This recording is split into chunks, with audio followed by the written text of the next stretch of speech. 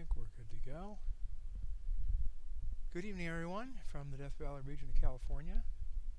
My name is Mike Jerry, and we've got hopefully some nebulae to see tonight, although I have been having some technical difficulties getting to this point, so hopefully everything will continue to work, but I've been having with the new filter, I've been having some trouble getting plate solving to work. Sometimes it works fine, sometimes it doesn't work. So, I don't know. This could be interesting.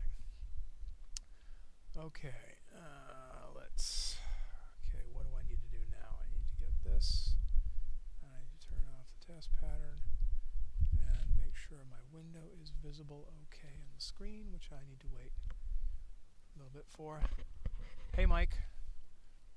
How are you this evening? Let me know if you can hear me okay. My voice is too loud or whatever. I never know with this microphone position and wind and whatnot where the best position is. So I think yeah, I think that looks right. Okay. Alright, so we're on CAF, which is the brightest star in Cassiopeia that I use to set my focus on. Let's hope we can well, let's see, Mike. Now you actually wanted to see, and you guys can't see this because I've got this window size wrong, so I'm going to have to fix this. You wanted to take a look at the Iris Nebula. So since I'm already in that region of the sky, whoops, okay, that just went wacko. Come on. To the edge of this window, there we go.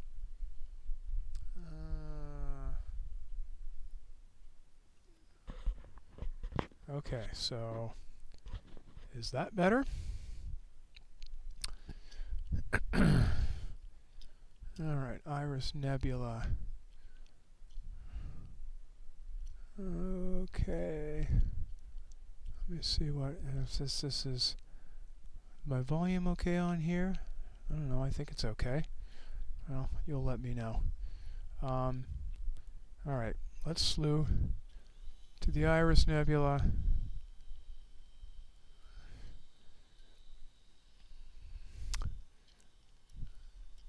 Which is going to be pretty far up there.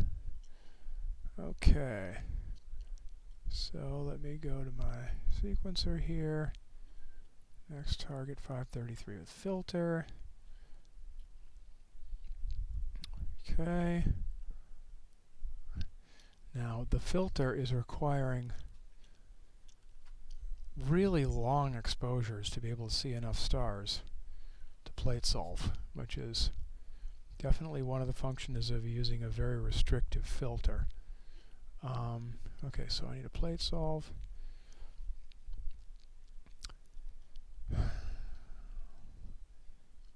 Let's see if we're going to plate solve successfully.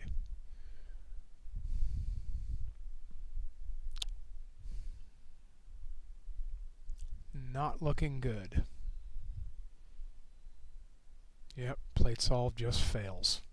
And this is the problem that I've been having. I can't get plate solving to work consistently, and I don't know why. And it doesn't matter how I have this exposure set. It doesn't matter how I have the gain set. It will not plate solve, and that other times it will. It's all voodoo. I really don't understand why sometimes it will and sometimes it won't. I take the filter off and I can get it to plate solve consistently all day long. With the filter on,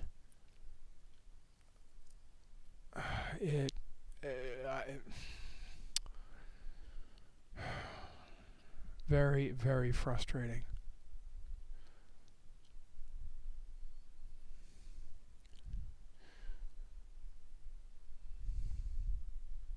And see, that time it plate solved. I don't know why it did that time versus another time. 32 seconds seems more than a little excessive. but there you are. Okay, so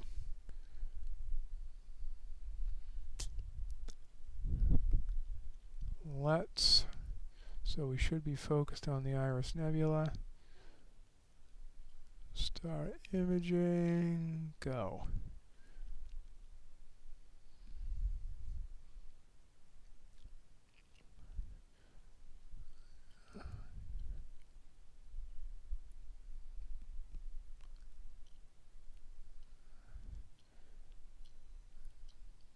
Sequence halted due to error.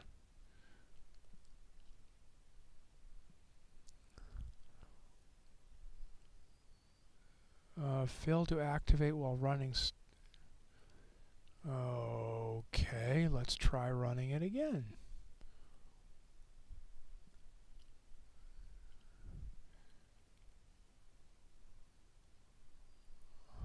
Getting too many of these sequences and I'm starting to get confused. Am I guiding with a separate guide scope or OAG? I'm using a separate guide scope. I tried with an OAG and set exposure to 60 seconds. That is incorrect. That's not what it's supposed to be doing. It's supposed to be at 120 seconds. Or 180 seconds.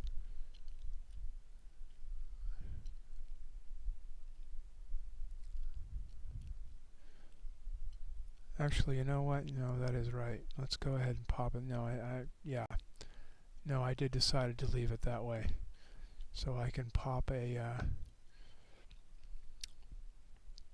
60-second sub just to make sure I'm on target, and then go to 3 minutes, because 3 minutes is about right.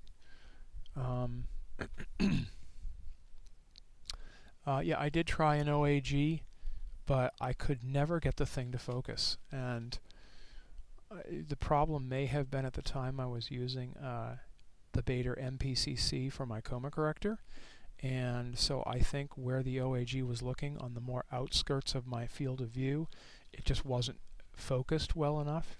It didn't provide good enough quality focused images on at the periphery of the of my field of view, and so I could never get it to work right. And so I sold it and got a relatively inexpensive okay, what happened here? 3 stacked. Why are there 3 stacked here? They're not supposed to be 3 stacked here. I think I forgot to get rid of the other 2 things that got in there before I changed the exposure. Anyway, okay, we have to start over.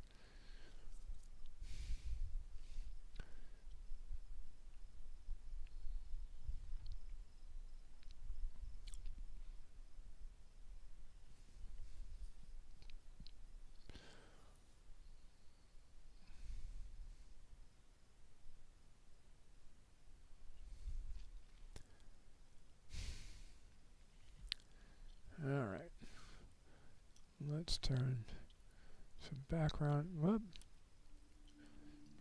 music on. At least have that going. Okay, yeah. Well, there's definitely something there. You can definitely see that there's something there. Okay, so now let's go to 3 minutes. Now let's go to 3 minutes. Make sure you are the correct. Yes. You are. Good. Okay, everything else looks right. So now you can see there definitely is something here. This is the Iris Nebula we're looking at. And is there a... Let's see if Stellarium... Yeah. Now this is a reflection nebula, mostly. So I'm not sure how well broadband filter is going to look. It's going to show up. Broadband filters really work well with emission nebulas. Not reflection nebula, because the filters block about 98 or whatever percent of the light spectrum. And reflection nebulas are basically reflecting starlight, which is full spectrum. So they tend to disappear as much as stars do with a narrowband filter.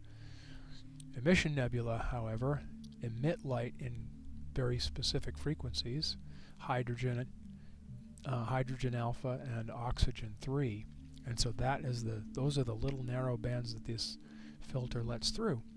Is just those. So those nebulae show up really well, knocks all the stars down, and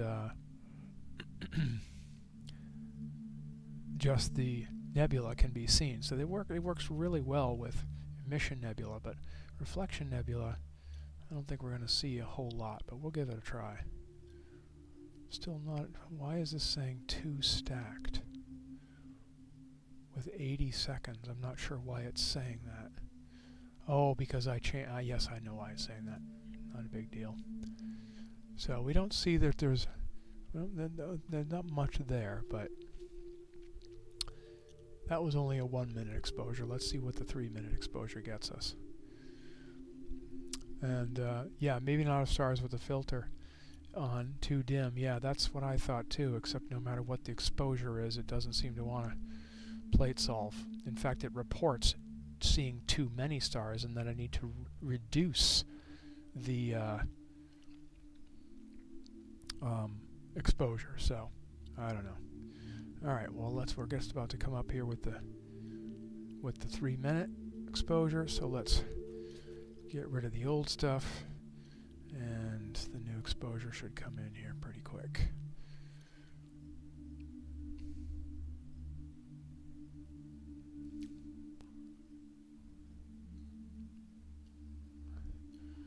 Alright, well, we got something there.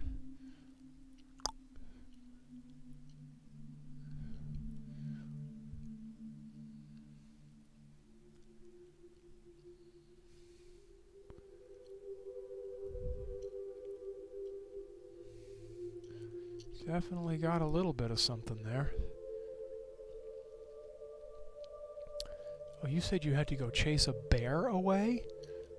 Oh man, I thought when I read it really quickly, I thought it said you needed to go chase a beer. I was like, oh, okay. Popping a frosty one while you're watching me, that's cool. But you actually said you need to go chase a bear away. Yikes. One thing we don't have to worry about too much in the middle of the desert. Bears. There are mountain lions and things in the more mountainy regions, but don't really have to worry about bears too much.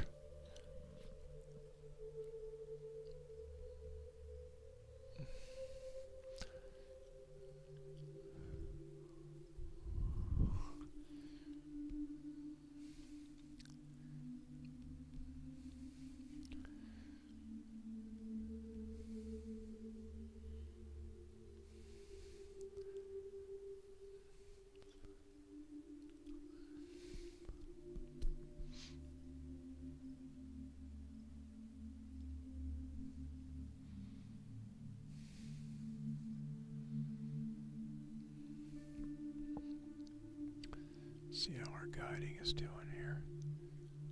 Pretty good.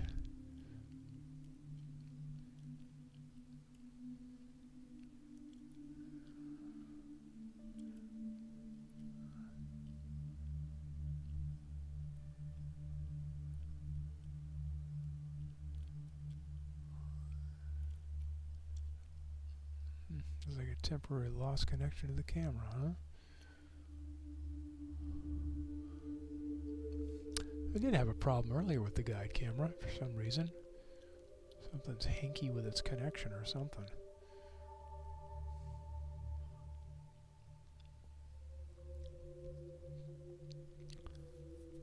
All right.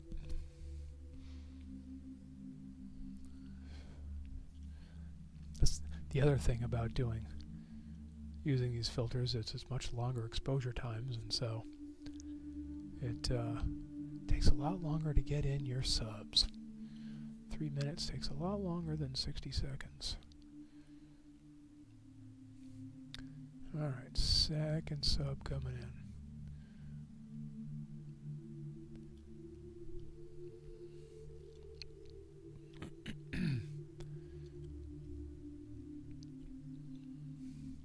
Looks like it's going to be pretty subtle.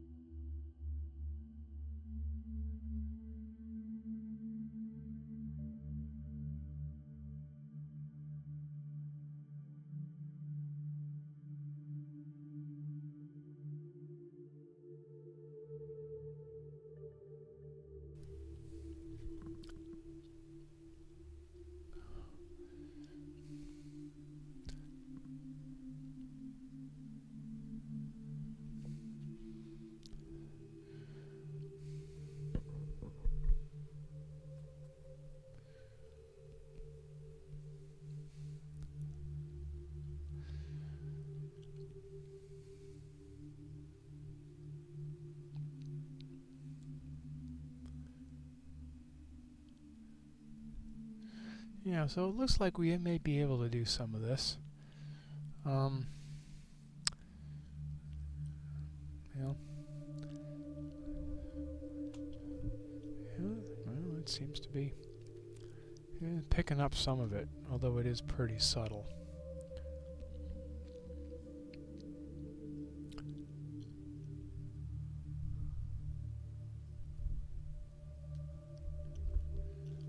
Hi, Jim. Possibly reduce FOV.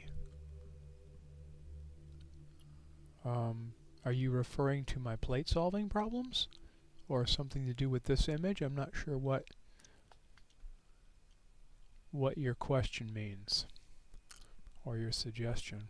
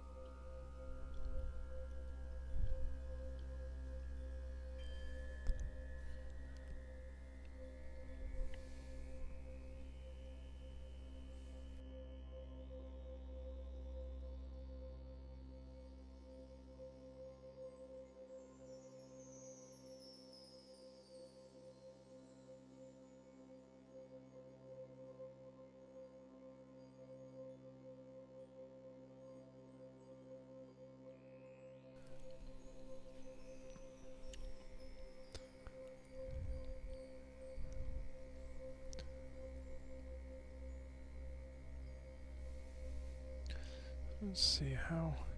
One thing I've got to watch tonight is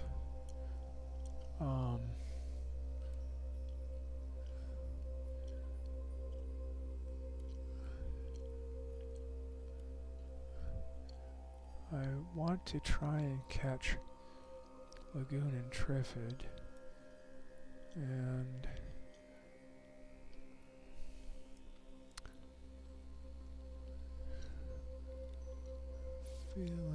see, those are going to be up here. I got to make sure they don't get. Yeah, I'm going to have to go there right away next, because those are going to set behind a roof here pretty quick. So need to get over there before we get too far, too much later. But Mike requested that the Iris Nebula be fairly early, so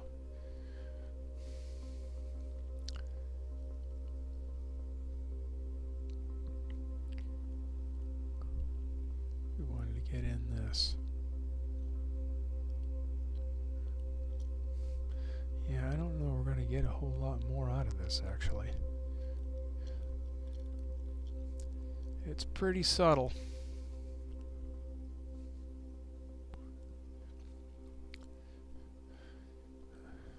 We can come back afterwards. You know, I can come back after doing the stuff over there. But that, you know, probably won't be for about an hour, and I don't know how late you want to be up, being an East Coaster. So I'm not confident we're going to get a whole lot more out of this. It's going to get smoother, but I don't know that it's going to get any brighter.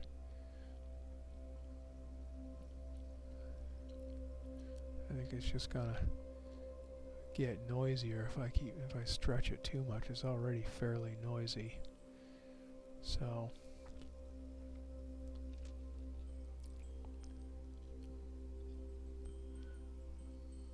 yeah, it's pretty noisy. And that stretch was a little too much. Just made it real noisy.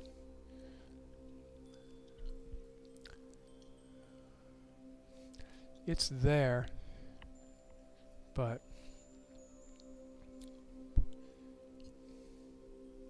we'll give it one more. We're almost to we're halfway to the 5th sub anyway.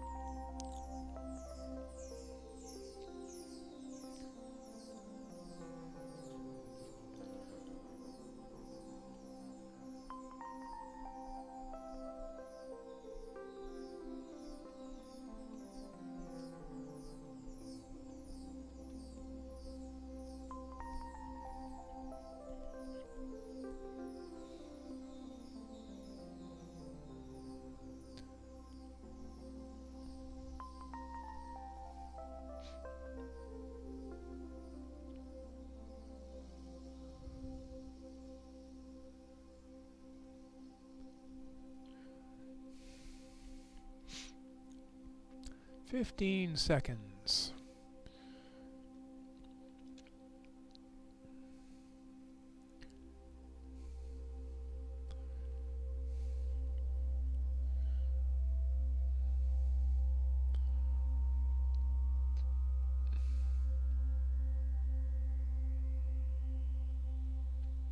Boy, I didn't even see that one land.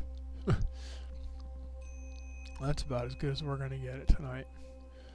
So I need to, let's head over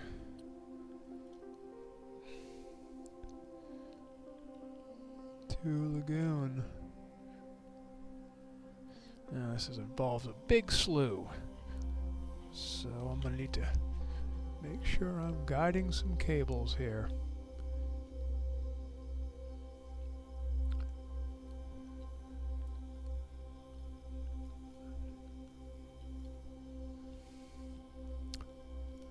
Swinging all the way around to the other side of the sky.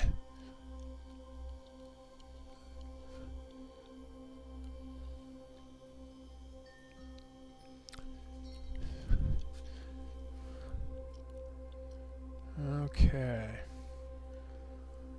And now we're going to have to wait a bit for the scope to settle.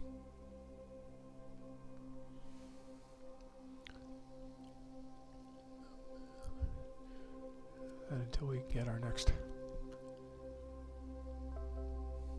sub in. And then we've still got a little movement on it, but this next one that it'll capture should be good. So let's cross our fingers and hope that the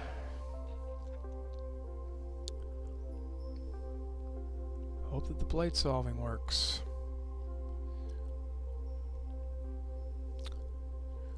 It did. Woohoo! Does not move yet, so that means you just re-slew. And this should put us right in the ballpark. Okay. So, start imaging.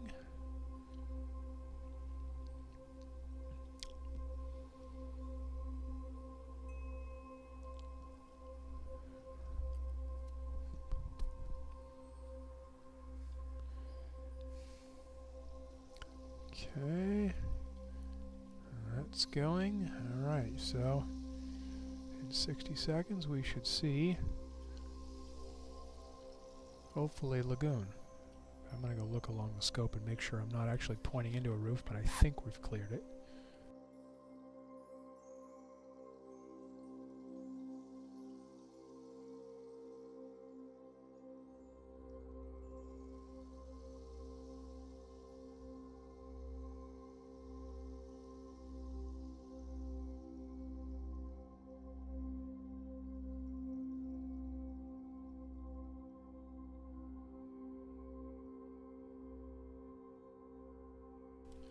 Man, it's really close.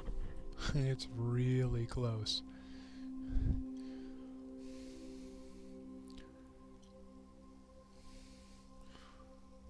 I think we're gonna be okay, but yeah.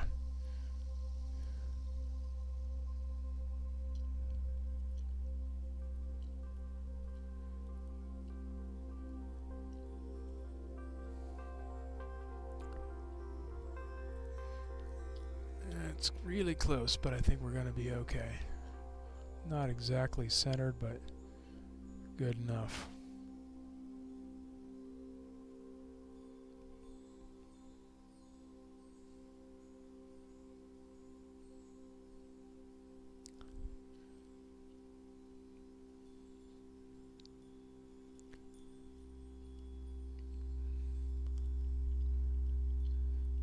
Actually, you know what? I'm going to change my mind. I'm going to go back to 60 seconds. We were getting more than enough out of this at 60 seconds. I don't think we need more than that. It's such a bright nebula that I think we'll be okay with just 60 seconds. And it'll allow us to capture it a whole lot faster too, which is nice. Because it is really close to the roof line. So if we can do these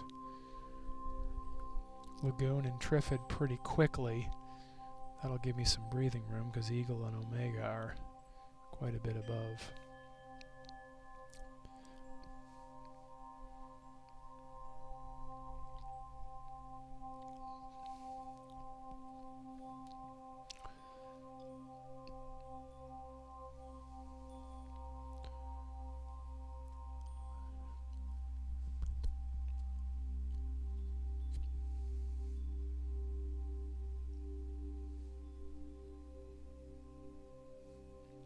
Yeah, I think this works pretty well.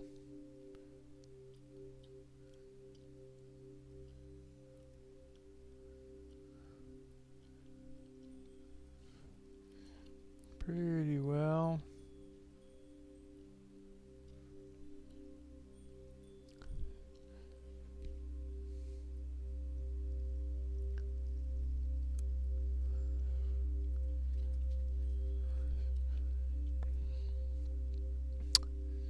The Lagoon Nebula. Pretty one to be sure.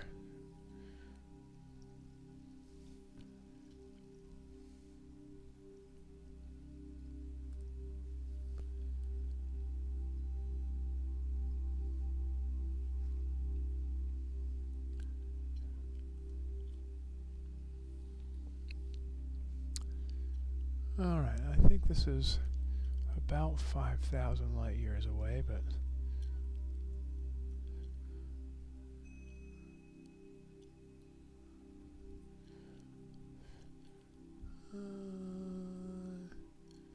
it's a giant interstellar cloud classified as an emission nebula. It's in hydrogen beta region. It's one of only 2 star-forming nebulae faintly visible to the eye from mid-northern latitudes. Seen with binoculars, it appears a distinct cloud-like patch with a definite core. It's estimated between 4,000 and 6,000 light years away. And it's about 110 light years by 50 light years in size.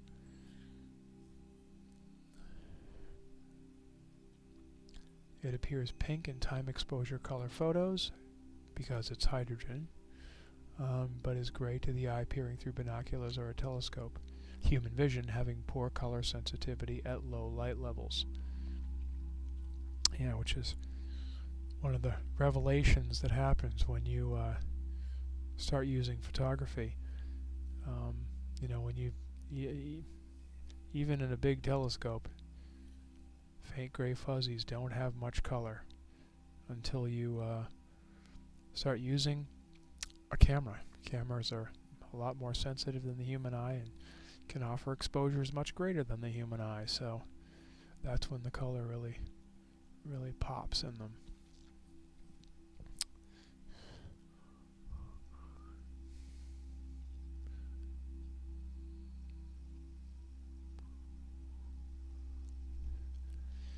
Yeah, my focus is, I had to redo my focus a couple times.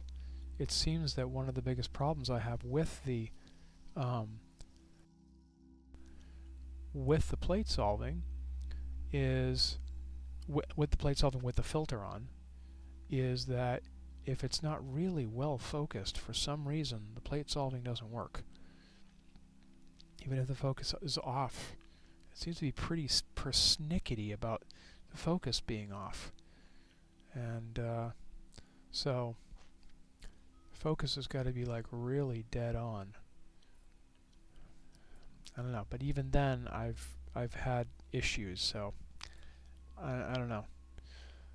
It's going to be a problem I'm going to have to continue to chase down, I guess. But in any event, when I'm looking at this unfiltered, I don't get anywhere near the extent of the nebula that I get in this. And that's because mostly this is in such a very thick star field that that it gets drowned out a lot by the stars, especially the fainter, wispier outer stuff. The nice thing about using a narrowband filter like this is that it knocks down most of the stars. The brighter stars get knocked down to a fraction of their size and brightness, and the dimmer stars don't even show. They actually can even kind of wink out, so you just get to see kind of it just makes the nebulas pop out, not because it makes the nebula themselves any brighter, but simply because it knocks everything else back, including the background, sky background. So light pollution, etc. If you're in a light polluted area, it's a great way to go. Yeah, the Bok globules are pretty nice. These are dark areas here are called Bok globules, and they're dark patches of nebula that are just in there, and they make various shapes. But yeah.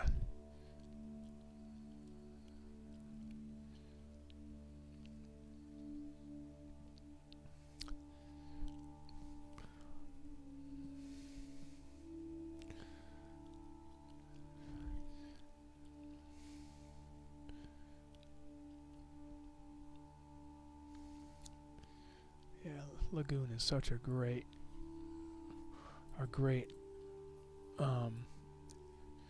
narrowband target.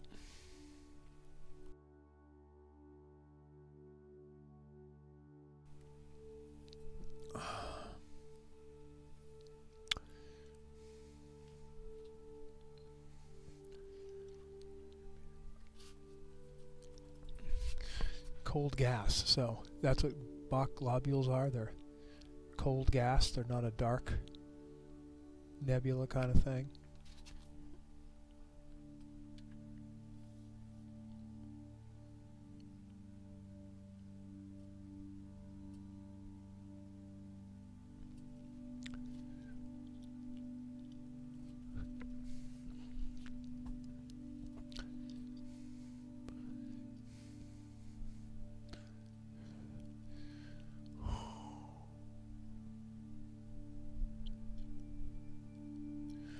Bach globules, dark collapsing clouds of protostellar material.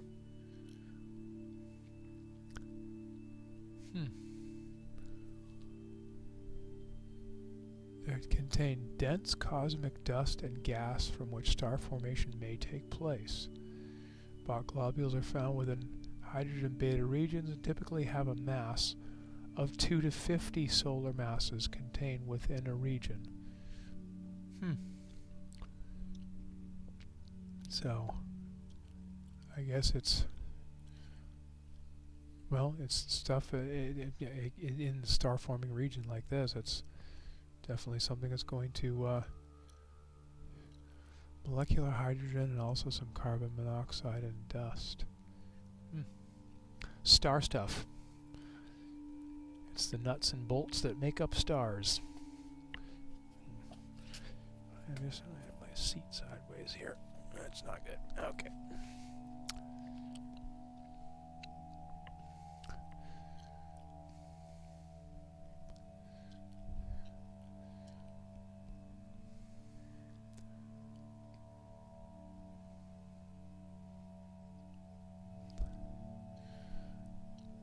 Cool. Well, we'll give it one more minute here and then we'll head up to Trifid. Wish I could spend more time, but I just don't. Just don't have it, because we're getting really close to setting into a roof.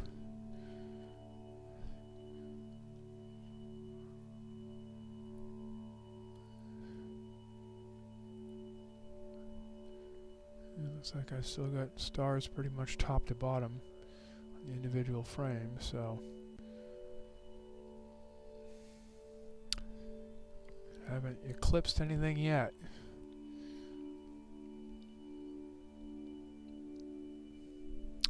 Well, there's 10 minutes in all of its glory.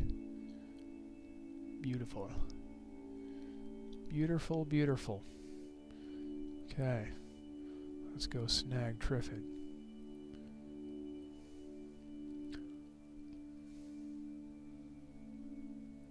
Okay.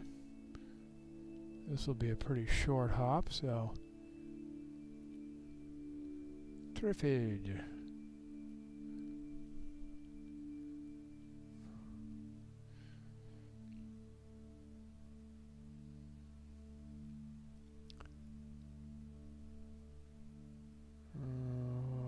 Okay. Yeah.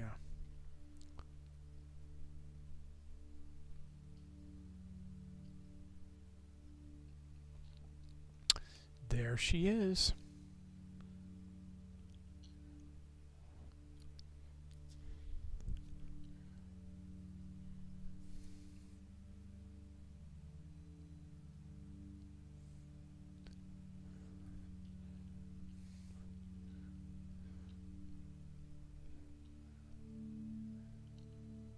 Well, let's see, just for a lark, let's see if I can plate solve this.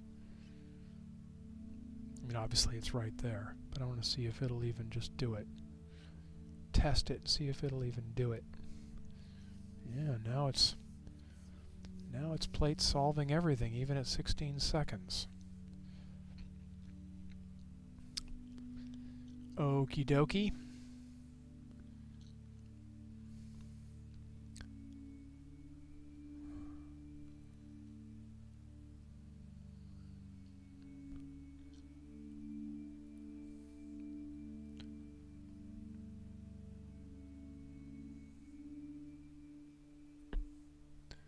Now, Trifid could be interesting because Trifid has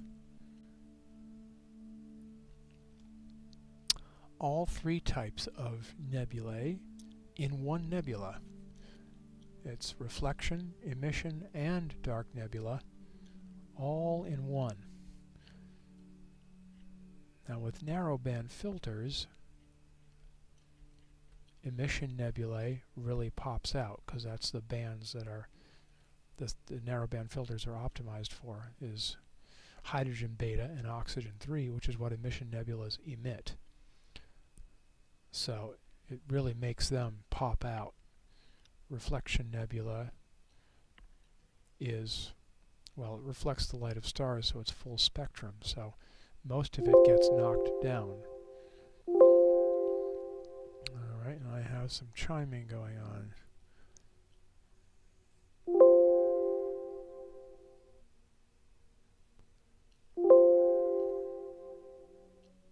I'm not sure what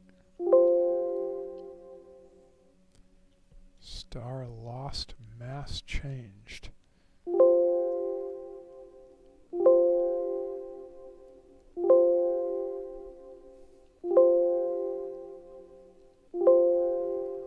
Huh. I don't know. Alright, let's re-loop.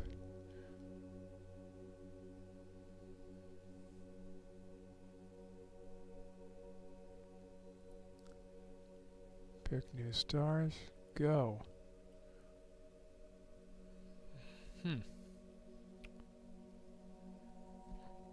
Not sure what it was doing there. Yeah, you can see I've got the roof is starting to impinge right there. So I'm definitely getting into my roof now, so I'm not even going to bother trying to go to 3 minutes, because it's just going to get right in our way. Now, see, you can see here, there's just barely faintly a little, you can barely tell that it's blue. This is the reflection nebula part. Normally, if you look at this with out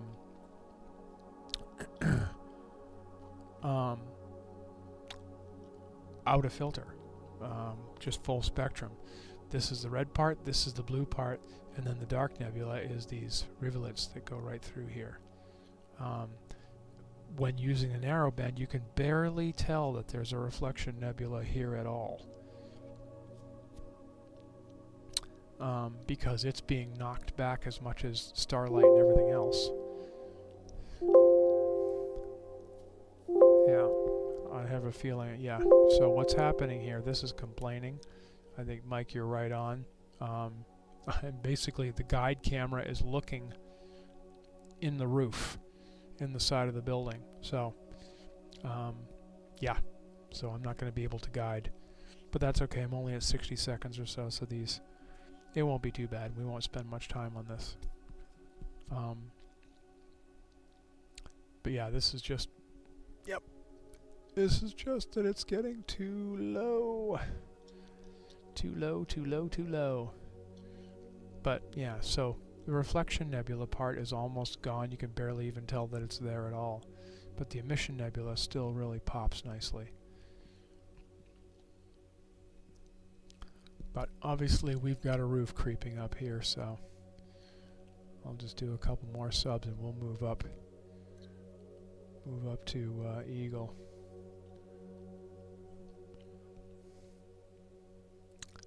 Because we can't even do no guiding on this.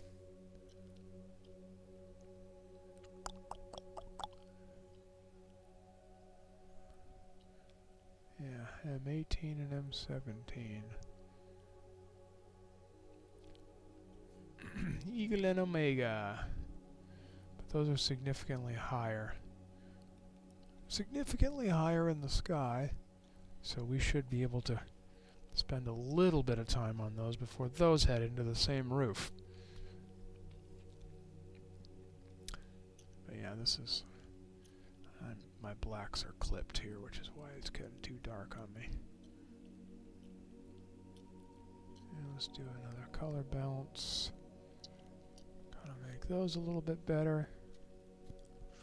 Yeah.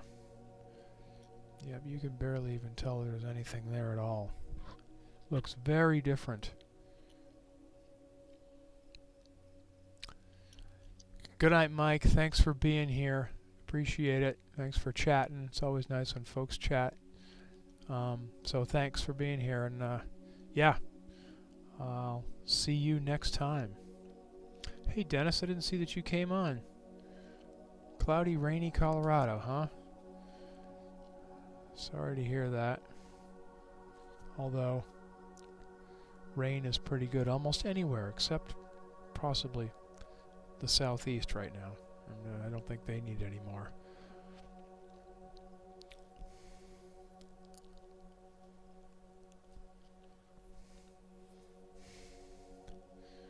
Yeah. But we got a roof line that's creeping up on here, so. But yeah, that's very interesting. But I think what we've got now is we've probably got... Yeah, in fact, it's gone. It's completely gone, so we just need to move on. Because it's not going to get any more information. Because it's behind a roof. Alright.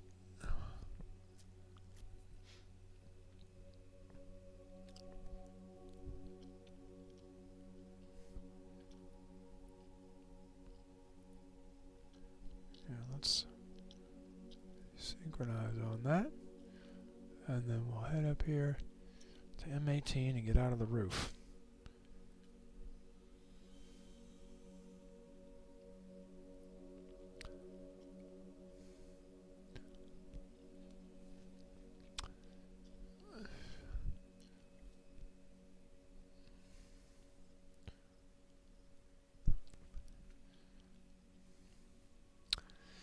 Let the scope settle here.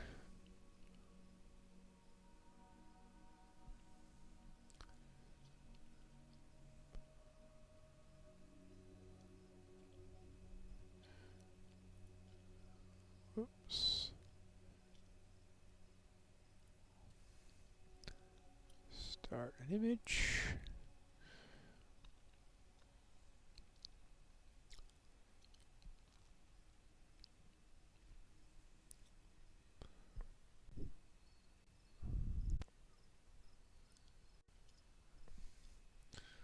All right.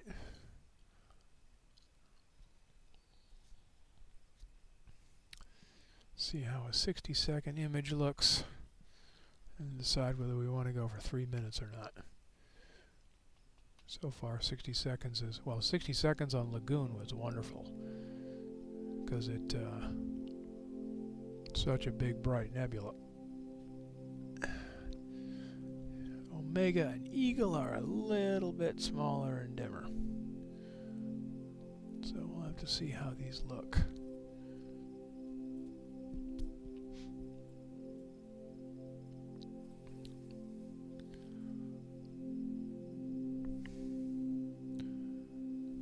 Time for a drink.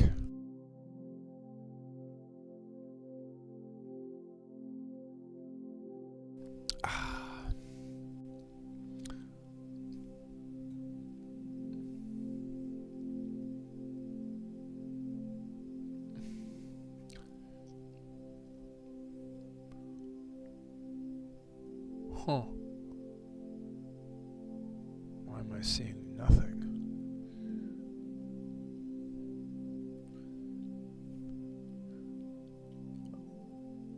Oh. 'Cause I'm not on. Because you're not on what you thought you were on. You're on the Black Swan cluster. Not Omega. Okay, let's try this again. This is where I was trying to be.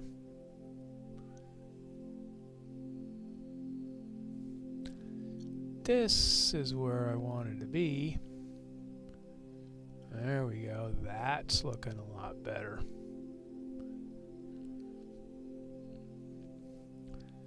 That's looking a lot better.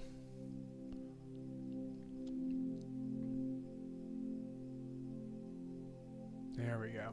Yeah. Okay.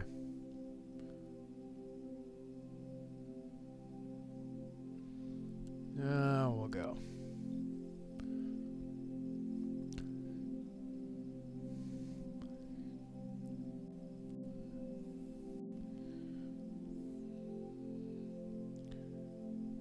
Alright. Yeah, this should get us a lot more interesting something to look at.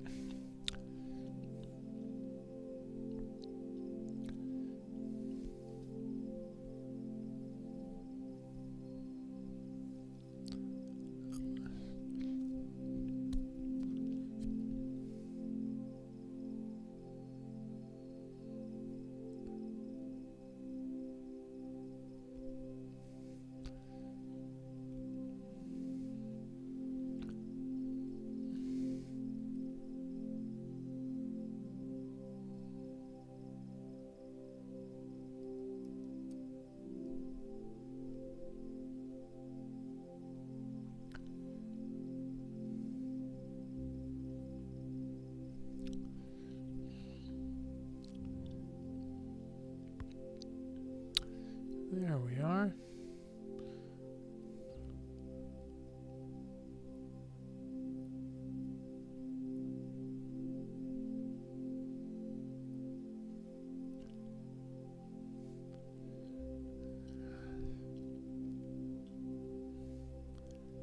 Mega Nebula.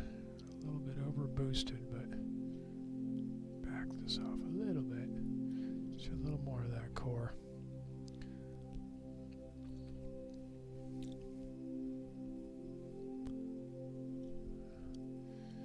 Omega Nebula, also known as the Swan Nebula, the Checkmark Nebula, the Lobster Nebula, and the Horseshoe Nebula.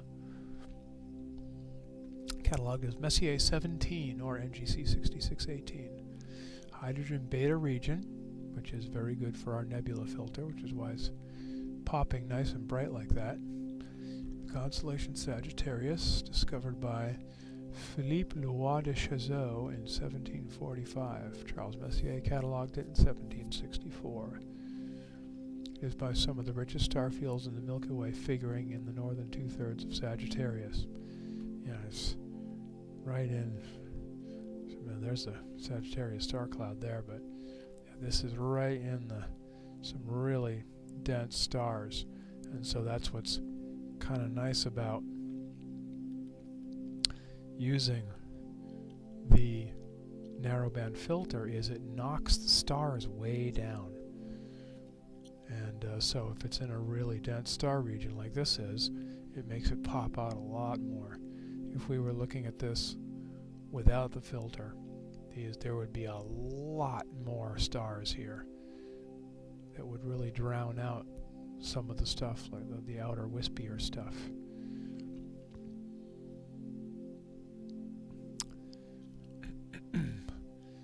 But with the narrowband filter, it knocks that way back, and so we get to see a lot more of the nebula. It's between 5,000 and 6,000 light years away and spans some 15 light years across. The cloud of interstellar matter of which this nebula is a part is roughly 40 light years in diameter and has a mass of 30,000 solar masses. The total mass of the Omega Nebula is estimated to be 800 solar masses. It's considered one of the brightest and most massive star-forming regions of our galaxy. Its local geometry is similar to the Orion Nebula, except that it's viewed edge-on rather than face-on.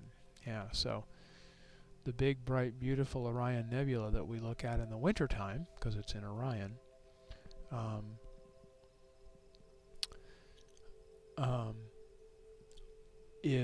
we're looking at that basically face on. It's kind of flat to us, so we see its full size. This we're looking really at the edge of, but this is apparently an even bigger, more spectacular nebula, star-forming region, and so that's pretty cool. The open cluster NGC 6618 lies embedded in the nebulosity and causes the gases of the nebula to shine due to radiation from these hot young stars. However, the actual number of stars in the nebula is much higher, up to 800, 100 of spectral type earlier than B9 and 9 of spectral type O, plus over 1,000 stars in formation on its outer regions. It is also one of the youngest star clusters known, with an age of just 1 million years. Wow. That's like a second old in terms of star life.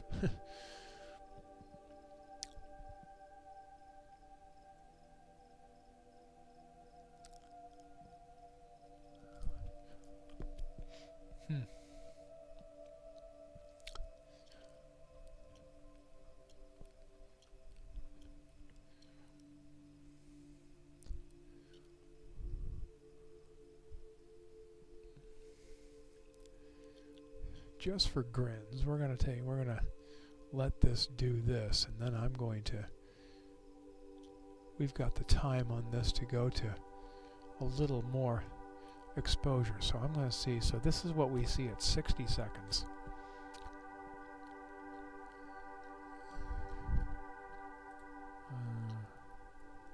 Omega 60 seconds. Let's save that right as is.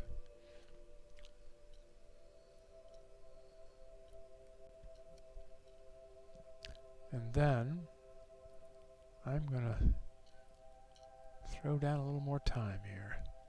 Let's go to 3 minutes and see what 3 minutes will look like.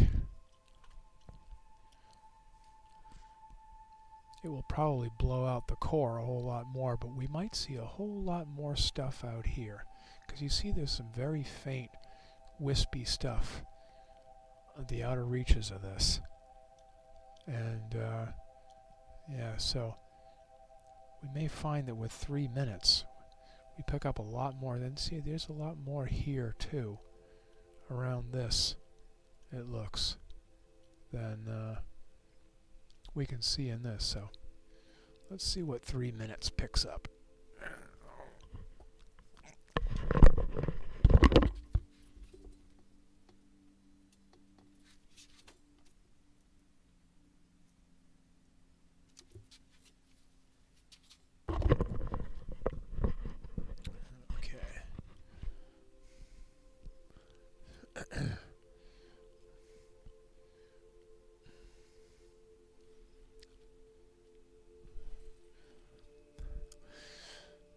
The downside of 3-minute subs is you have to wait for them. But that's why we have background music.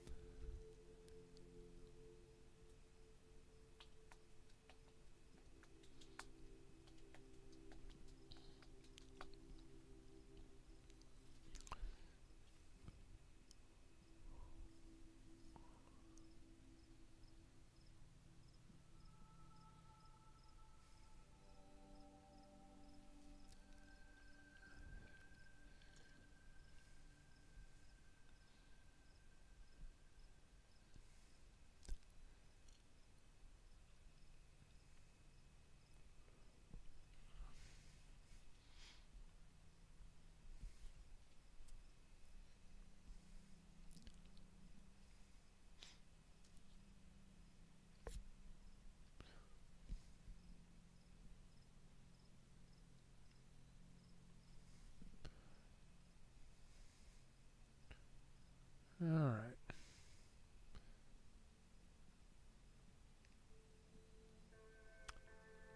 Clear this 60-second subs, and let's see what 3 minutes looks like.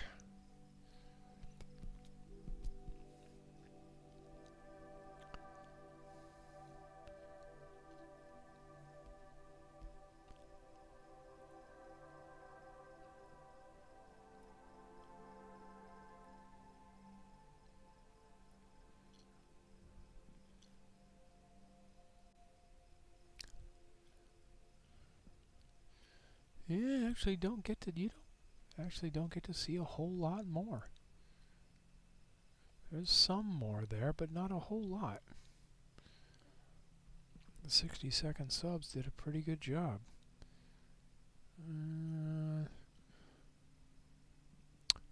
Let's go to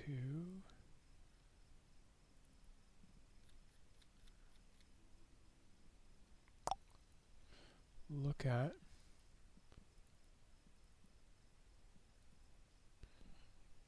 what we just got.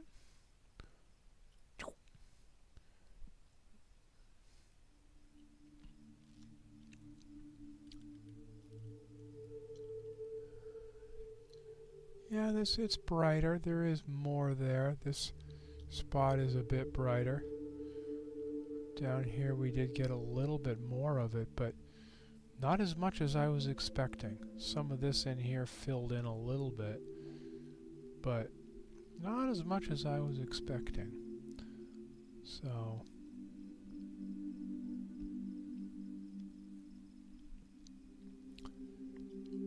well, we'll see what a couple more subs do for it.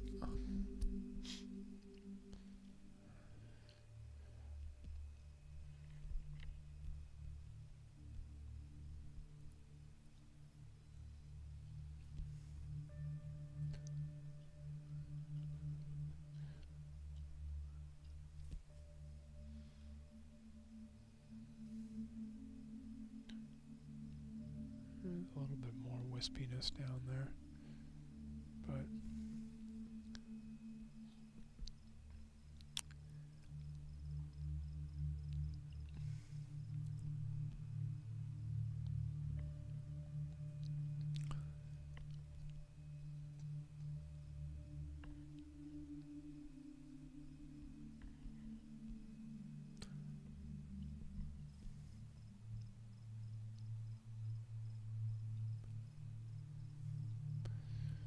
again, for those just joining, this is the Omega Nebula, about 5,000 light years away or so.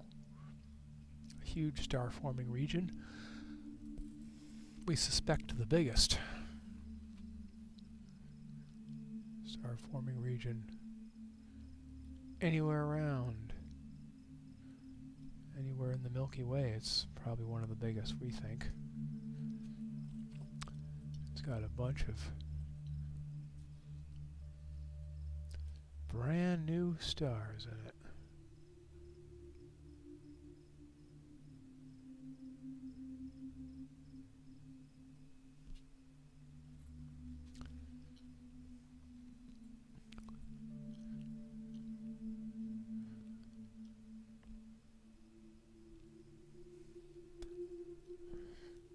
See how our guiding is going here. Yeah, 1.1, that's pretty good. 1.2 for an AVX, that's doing pretty good.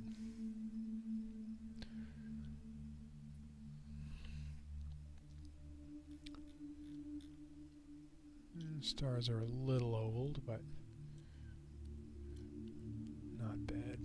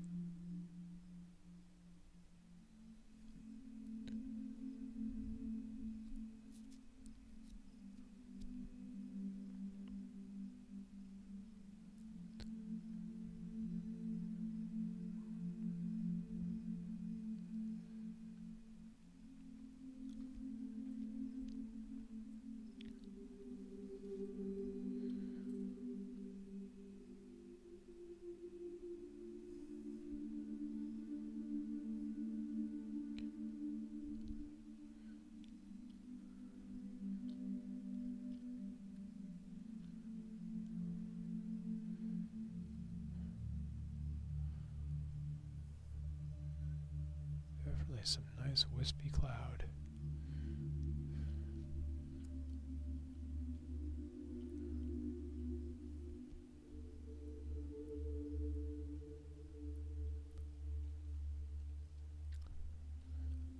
Nice billowy wispy cloud out there.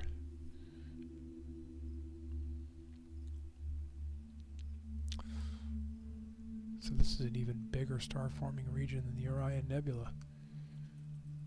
That's pretty amazing.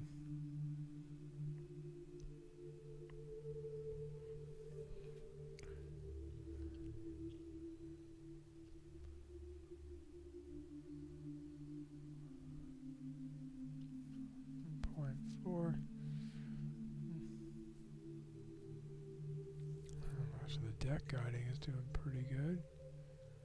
RA is kind of wackadoodle.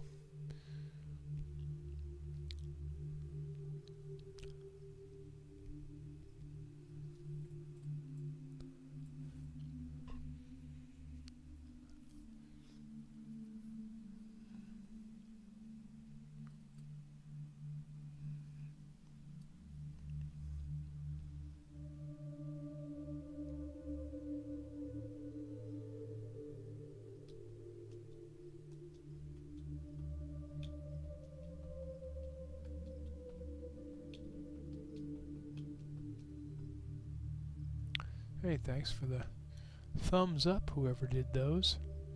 Much appreciated.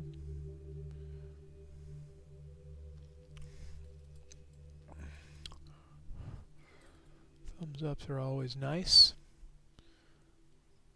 on the videos. I think when people thumbs up a video, it like puts it more on the home page or something. I'm not sure, but it's a good thing, so thanks to whoever did it.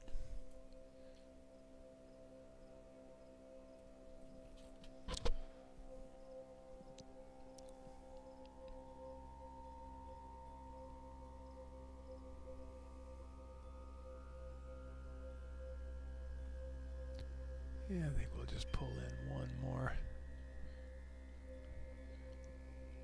So what do I do on here? I was going to say I only did 6 minutes there, so this is double the time.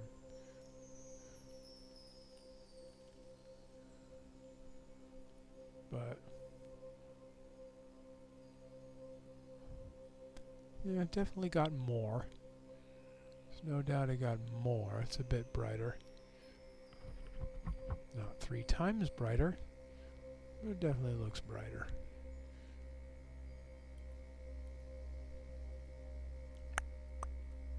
180 seconds.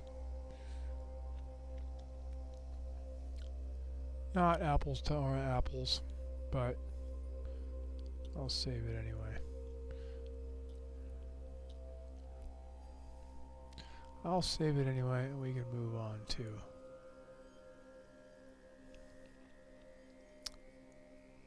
Eagle before it gets too low in the sky. No, not that one. That one. Okay. Eagle Nebula.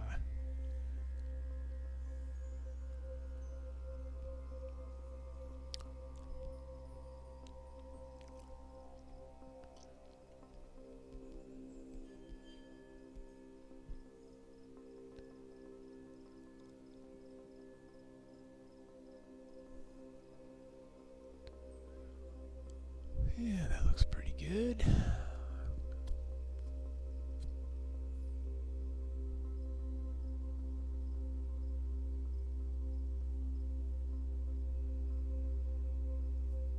Yeah, that's pretty much dead on. So let's go ahead and do it.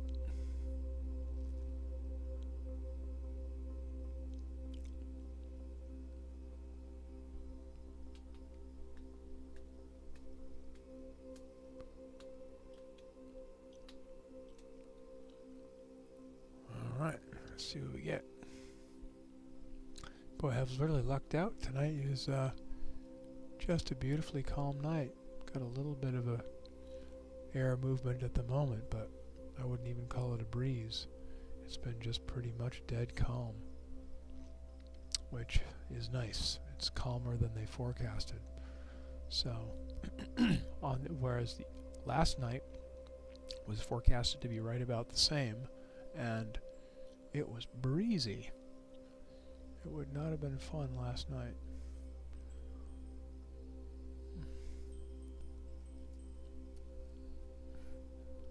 Eagle Nebula.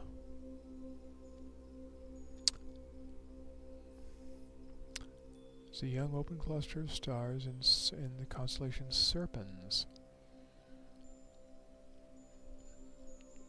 The eagle and the star queen refer to visual impressions of the dark silhouette near the center of the nebula. Yeah. Okay, let's get you rejiggered here. Come on.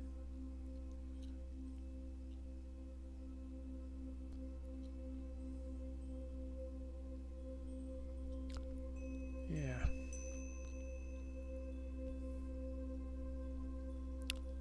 Yep.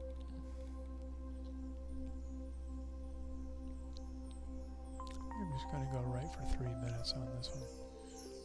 We'll just do right on 3 minutes. 60 seconds is nice. And you can see this is the eagle, or the star queen, I'm not sure. But these are actually the pillars of creation. 1, 2, and 3 right there. But it's also pretty big, so I'm just going to try 3 minutes. We get a nice single 60-second sub here. Kind of gives us the basis of it. But this is what they're talking about. The eagle, or the star queen, is this dark spot, right? This dark patch right in here.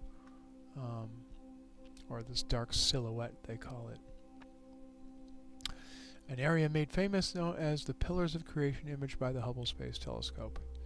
And if you go on and Google, Pillars of Creation and Hubble, you'll see they took some amazingly detailed photos of it, which are just crazy cool. This nebula contains several active star-forming gas and dust regions, including the aforementioned Pillars of Creation. The Eagle Nebula lies in the Sagittarius arm of the Milky Way.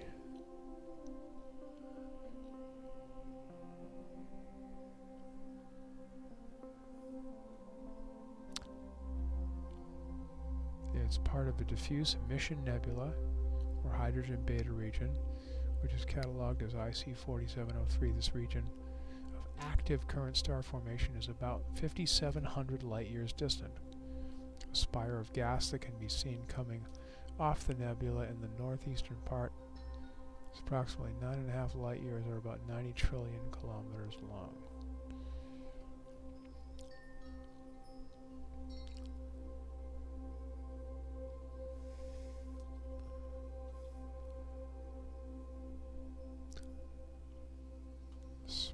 Of gas, huh?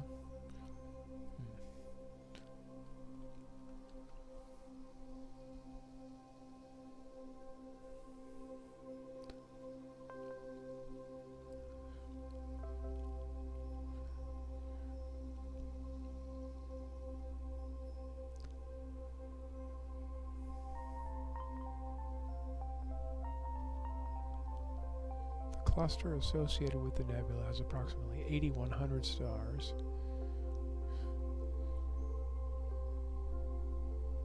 which are mostly concentrated in a gap in the molecular cloud to the northwest of the pillars. Alright, so there's what we saw at 60 seconds. Let's clear this and see what we see at 3 minutes.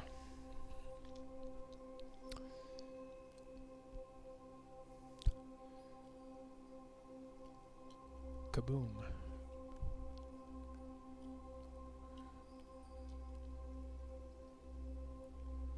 Let's do a color balance. It's probably about right for now. A little bit noisy, but the first subs always are. Yeah, you can really see it's a little too too jacked. Let's back it up just a little, darken things up just a little. Darken it up, sharpen it up. Yeah, you can see it's the gas extends well out. You know, beyond, it's just about the bottom of it, but it extends beyond my field of view upwards. My field of view is about a degree with this camera. So, here's the pillars of creation. There's 1, 2, and then 3. Some people call this like a dinosaur holding a baby or something. Something holding a baby. Forget.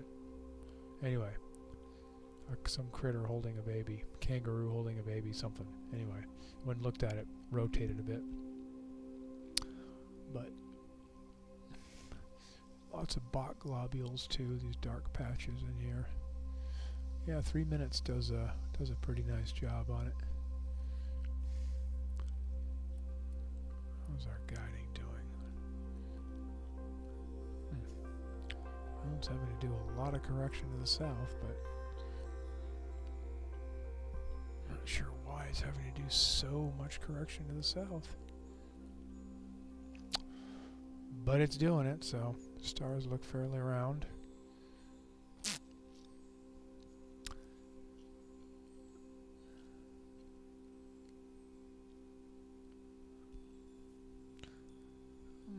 So the cluster associated with the nebula has approximately 8,100 stars, most of which our filter knocks out here,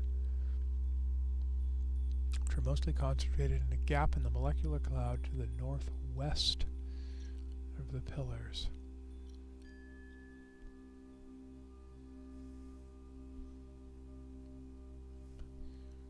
Hard to know which way is up, though.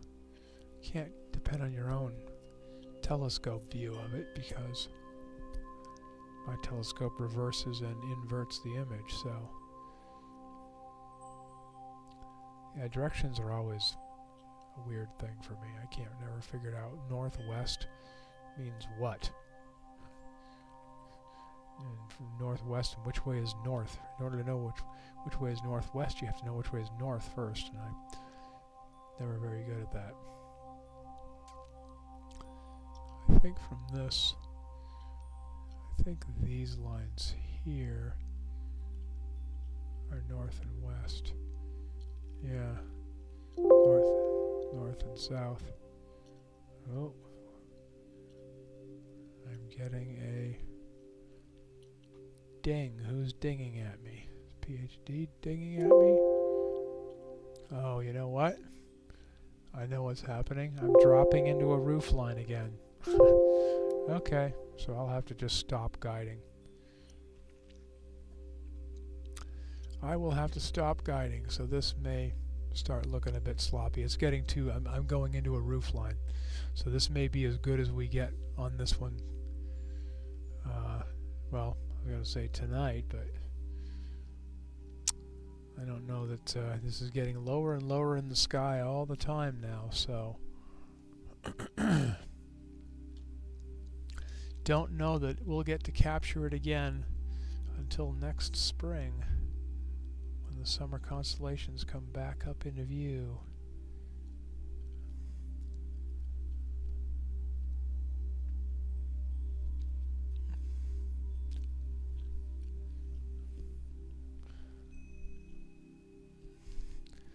But those are the pillars of creation right in there. That's one there. There's actually, it's covered up a little bit, but, and then there's another one there and another one there. And if you Google pillars of creation and Hubble, you'll see highly detailed pictures of this region. The Hubble really took a detailed survey of this. And pretty wild, the pictures that it took.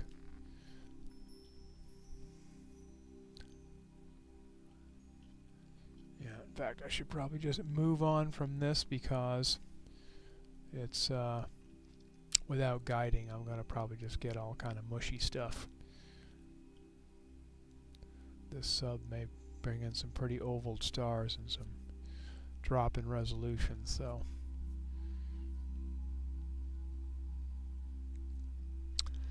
we will have to move up sky, and what to do, we're going to go next is to do some a couple of my favorite targets this time of year and with this filter is the Veil Nebula. They're just beautiful, and unlike these down here, you will see some blue in those, some oxygen in those.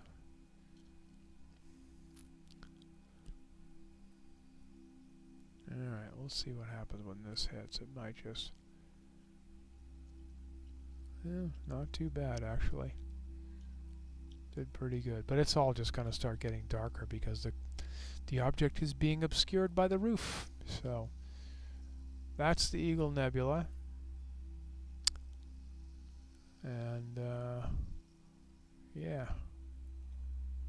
We will move on to do Veil. Always a favorite. Okay.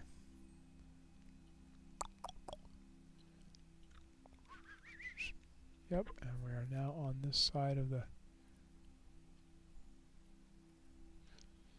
now on the right side of the nebula, but still nice and high up. Right side of the nebula. Right side of the meridian. We just crossed the meridian. So... we just need to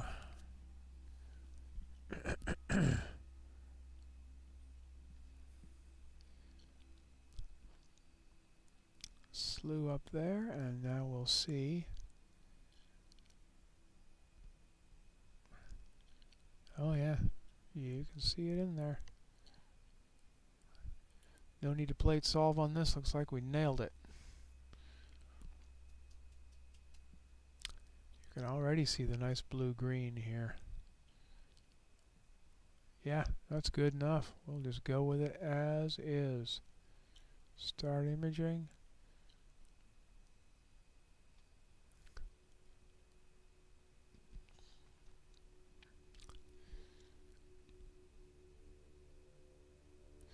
Hey Pete, where you at this week? Are you in Vegas or are you in Salt Lake? Hopefully we're going to see you out here pretty soon, huh? The baths are open out here now. They opened on Saturday, so you guys should come out and get some soaking in and stop by and say hi.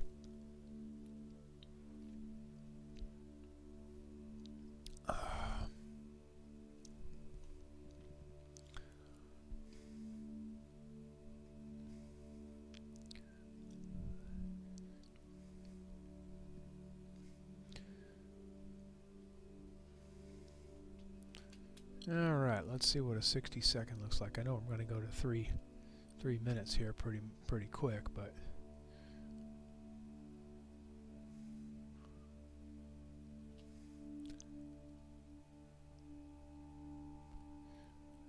alright.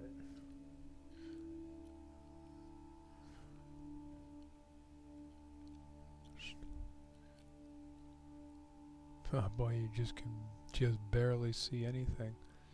Well, I gotta stretch it a lot more aggressively. And we got it. Well, there's nothing to color balance. But yeah, this gives you a little bit of a preview, at least, of what we're going to see. At 3 minutes, it's going to be better. But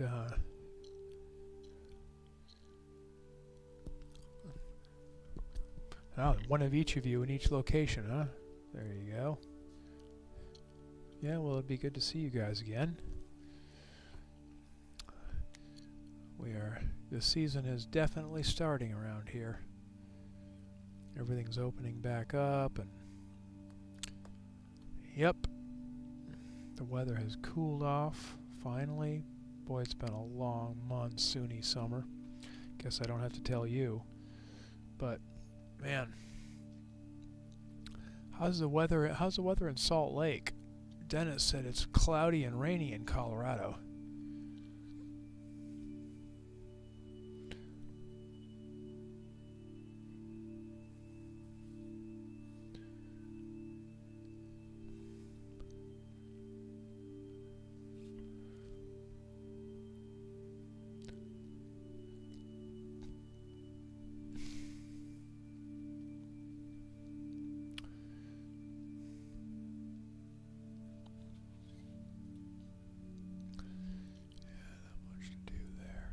This is another one of those targets that it's in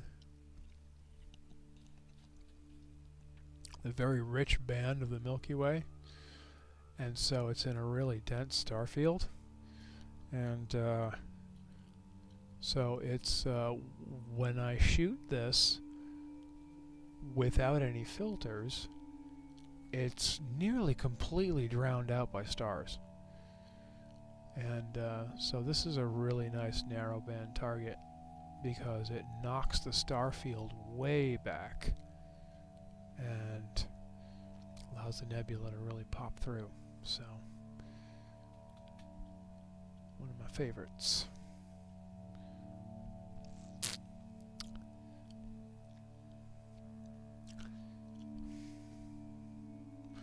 Alright, that was 60 seconds.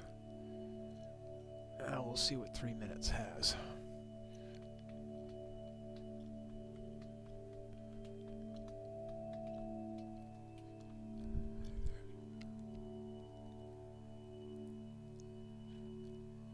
Alright.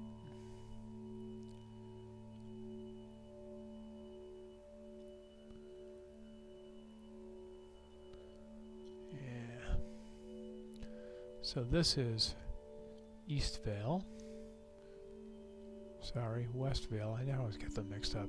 Also called Witch's Broom.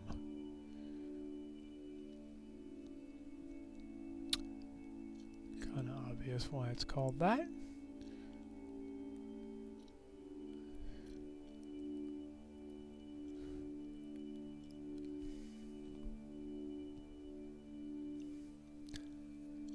And what this is a supernova remnant. About 15,000 years ago, give or take a few thousand years, a star right here in the middle of this area went supernova. And it was probably as bright in our sky as Venus is, and probably could have been seen during the daytime. And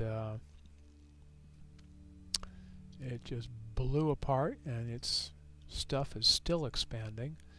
This is like a 3-degree region of the sky. It's a huge area of the sky, and it just keeps expanding and expanding. And so this is some of the gas that blew off it. And this star here that we see here is probably very much in the foreground. It's probably a lot closer to us than the nebula itself is. In fact, why don't I just...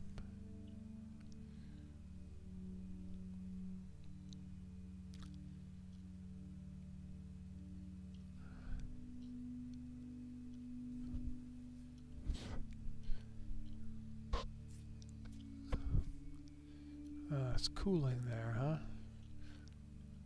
Okay. Doesn't sound like the weather is as bad as it is in Colorado. Okay. Vale Nebula.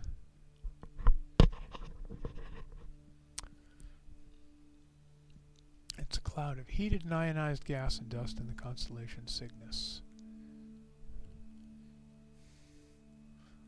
Actually, I think before I read this, I'm going to go throw on a layer. Speaking of cooling, I'm finally should go throw on some pants or something here and throw on a layer. It's just starting to get cool enough that my skin's starting to get cooled off, so I think I will go throw a layer on here and be right back.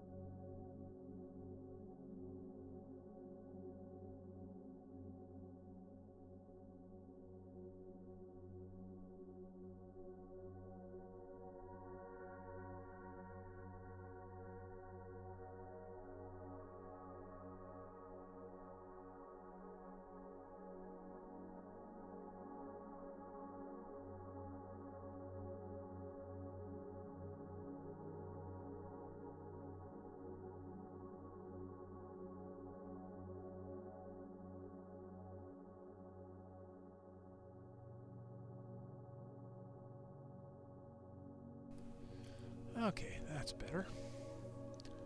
So,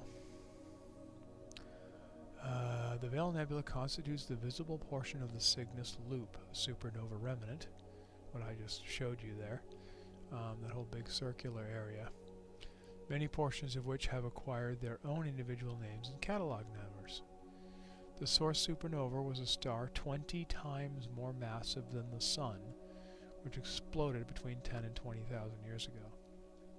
At the time of explosion, the supernova would appear brighter than Venus in the sky and visible in the daytime. The remnants have since expanded to cover an area of the sky roughly 3 degrees in diameter, about 6 times the diameter and 36 times the area of the full moon. While previous distance estimates have ranged from 1,200 to 5,800 light years, a recent determination of 2,400 light years is based on direct astrometric measurements. So it's about 2,400 light years away.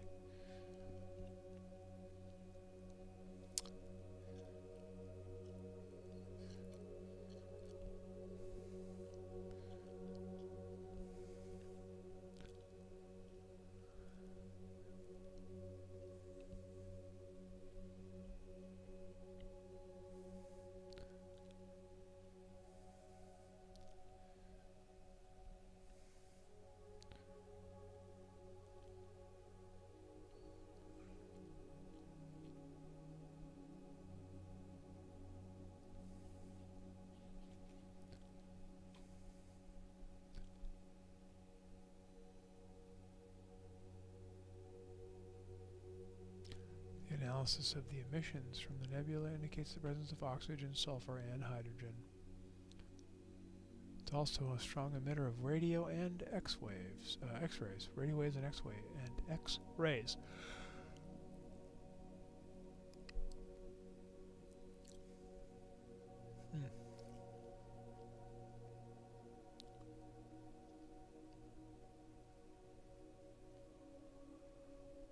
In modern usage, the names Veil Nebula, Cirrus Nebula, and Filamentary Nebula generally refer to all the visible structures of the remnant, or even to the entire loop itself.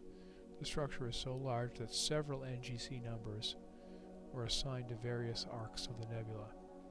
There are 3 main visual components: the western veil, which is what we're on right now, also called the Witch's Broom; the eastern veil, which is what we're going to see next, which is an even bigger, prettier spot; and Pickering's Triangle, which is kind of in the middle.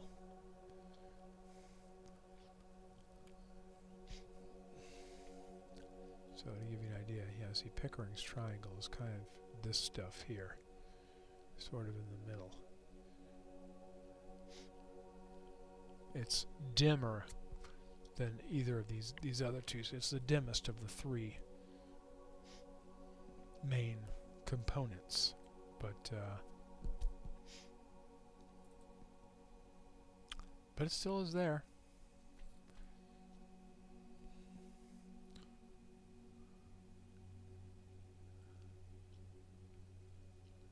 Guiding us back to doing good.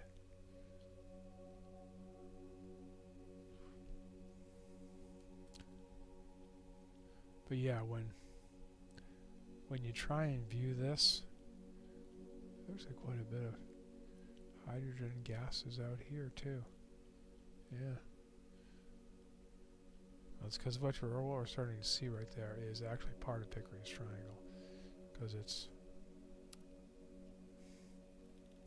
we're actually starting to see a little, we're catching some of this wispiness here, because my 1 degree field of view, yeah, we're catching actually the bottom, very edge of this, of these little wispy trails here.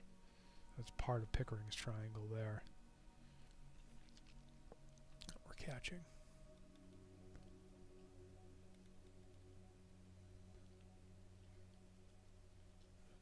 Right now we're focused on the Witch's Broom.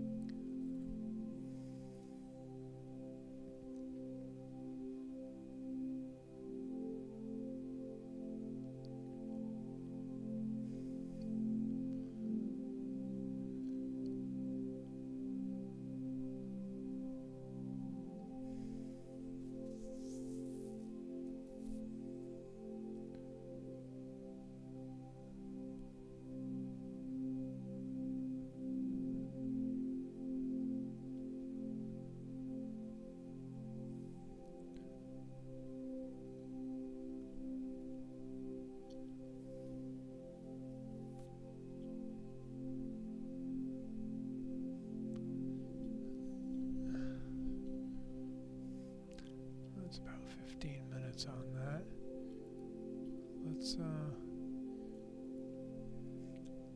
Let's just do the catch a little bit of Pickering's triangle just for grins.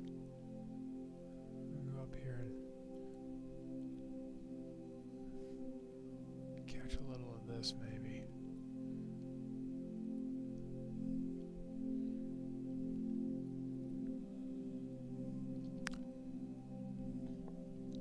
It's not as bright as the which has east or west veil, but still kind of interesting.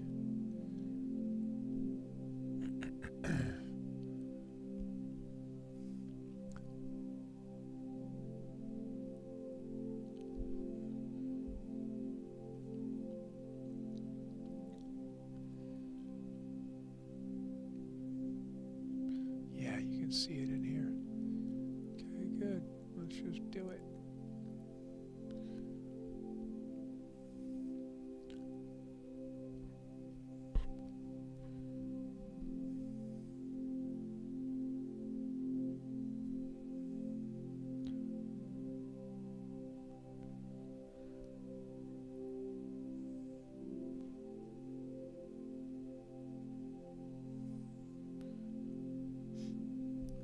See what 60 seconds grabs us, and then we'll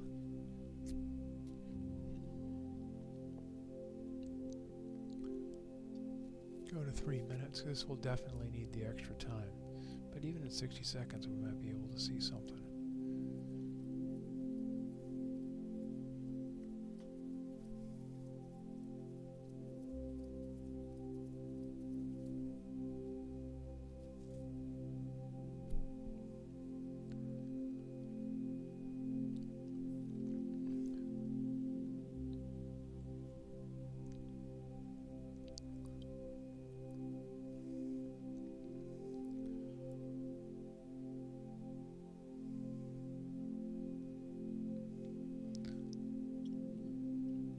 Oof, not much.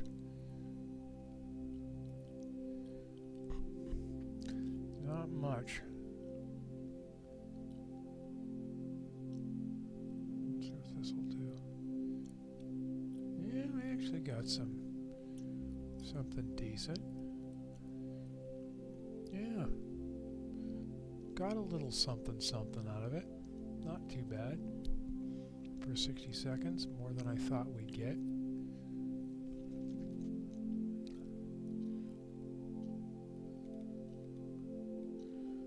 That's not too bad.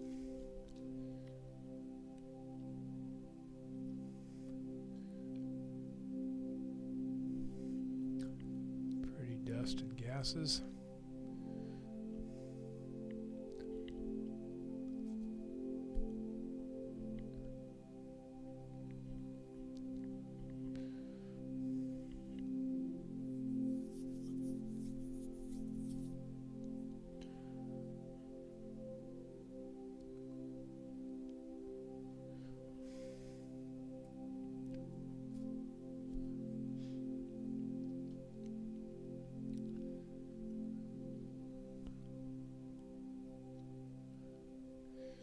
Not too bad at all. 3 minutes should fill it in nice.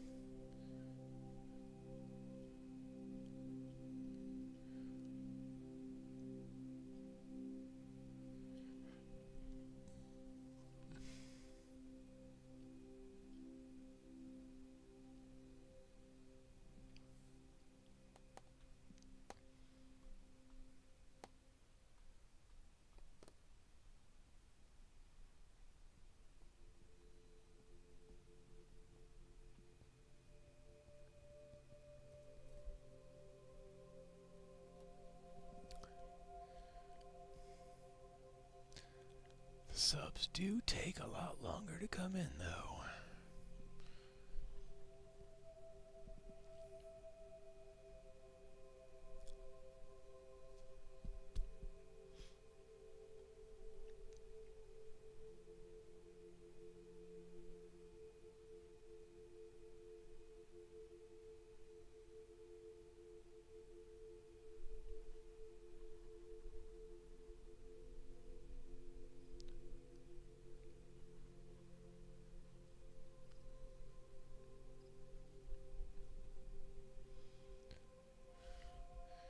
Alright, just about time for us to clear the 60-second.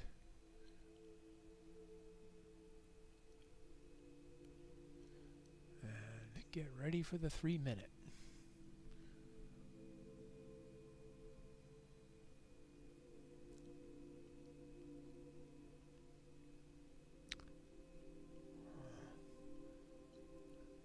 Let's see what we can see here.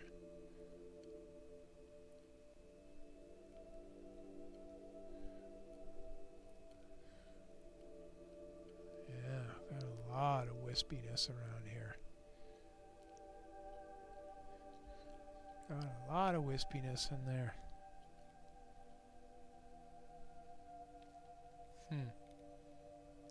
Pretty nice.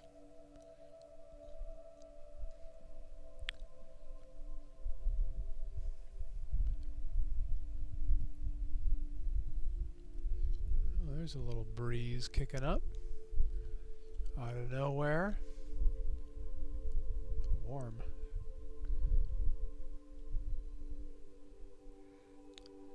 That looks good.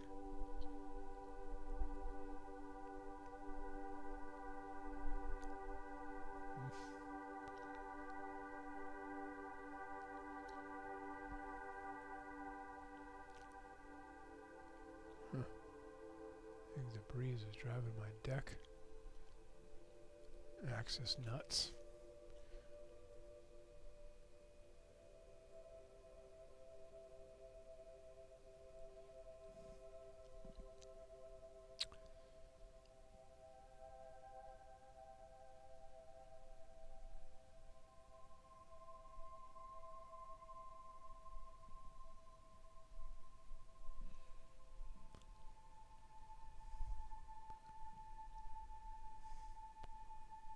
Hopefully it should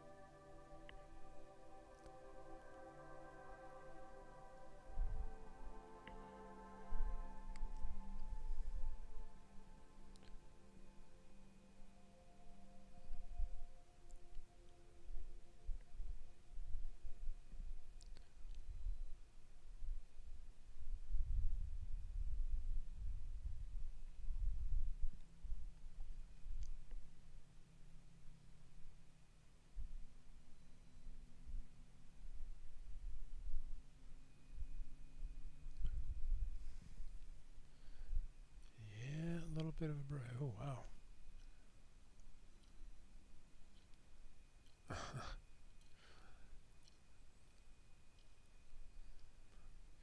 Yeah, the breeze is starting to drive my scope nuts.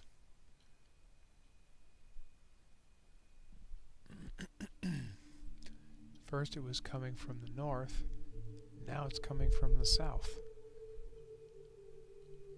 It seems like the breeze is picking up a little bit.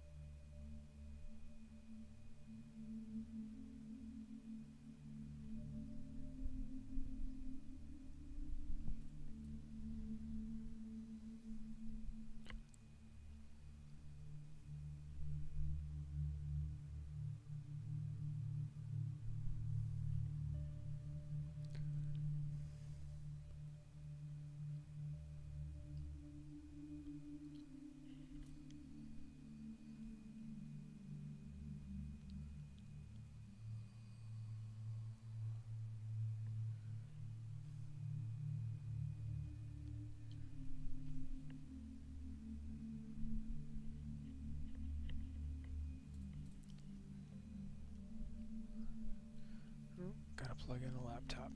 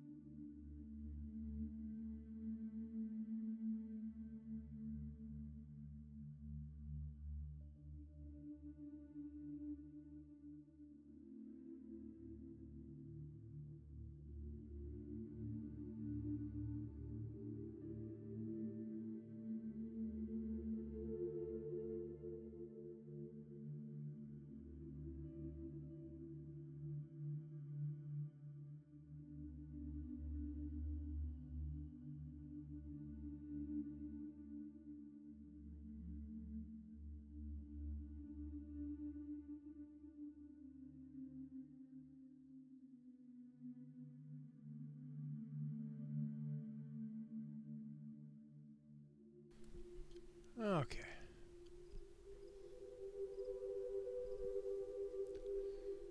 We just had a fourth sub hit.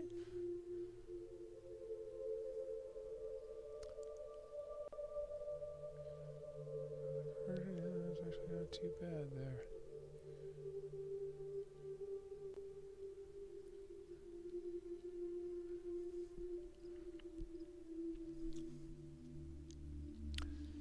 Definitely see quite a bit of nice wispy nebulosity though. Do another sub on this. We'll finish up this sub. Give me 15 minutes and then we'll move on to East Vale.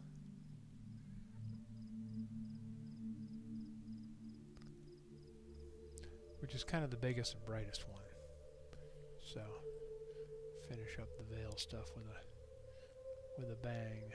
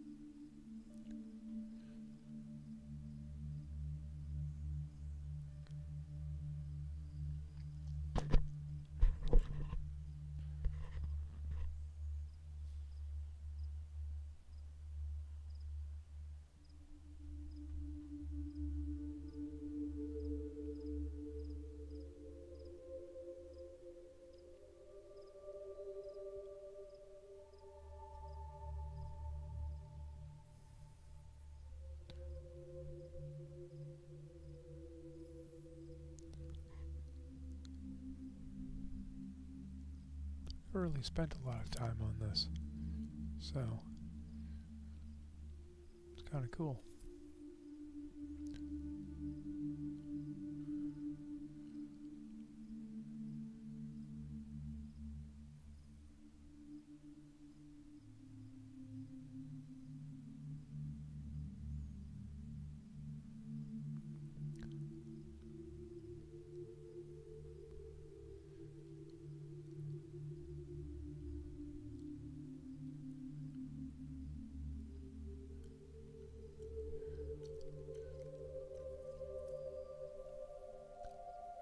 Definitely pretty nice.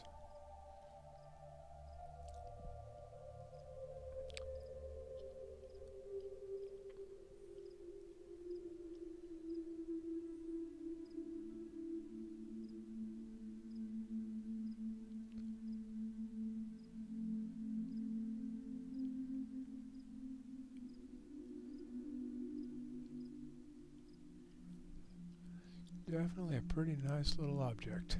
I guess big object.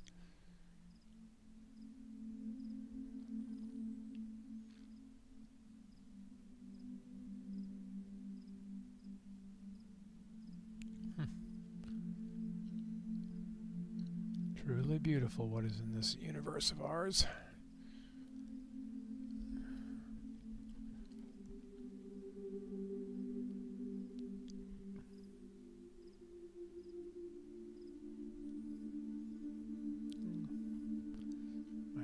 Finish this sub. It's already halfway there anyway.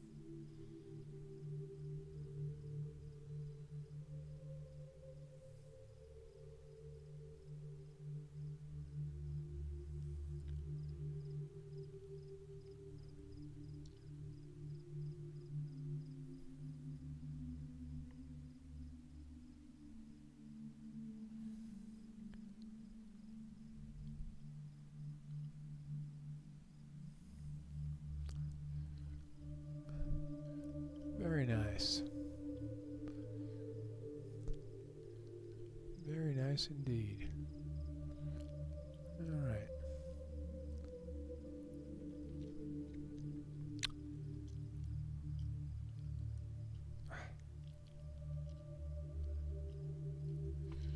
Let's go to east.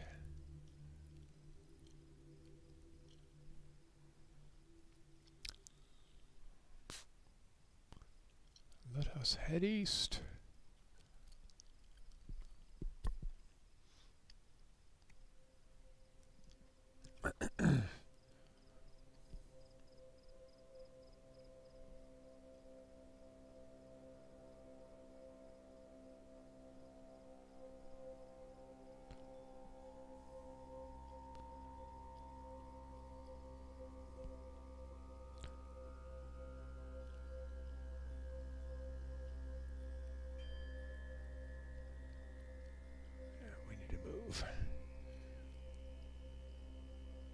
Catch more of it. Move over a wee bit.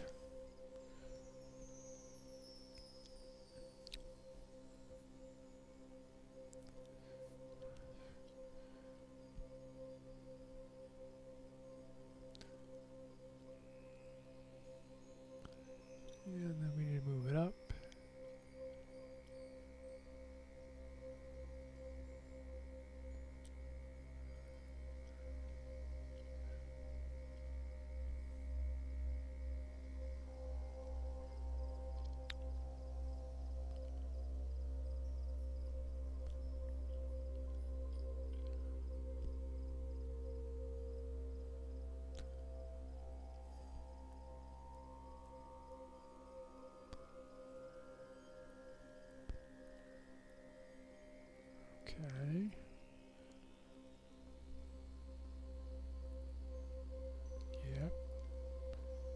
do it.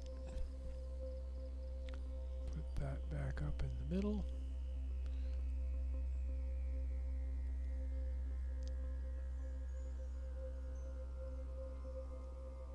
Yeah, that's about better.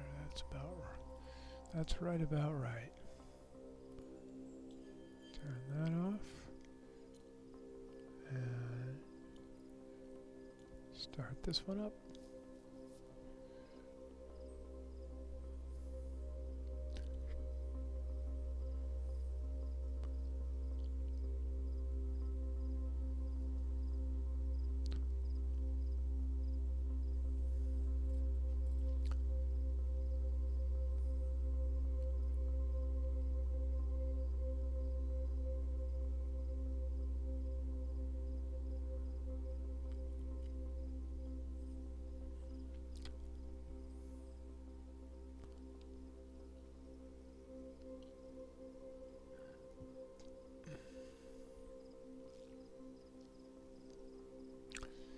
This will probably be my last object for the night.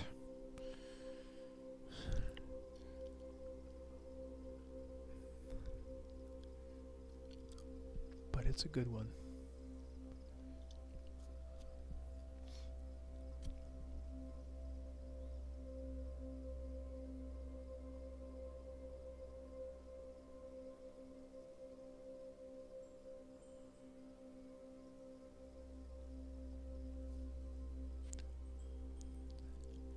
Yeah, it's framed pretty darn well. Good.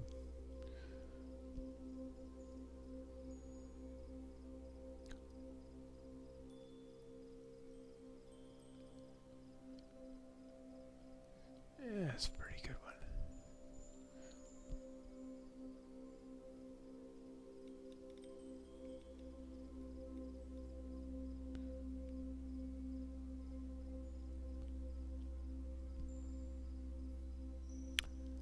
That's a pretty good one.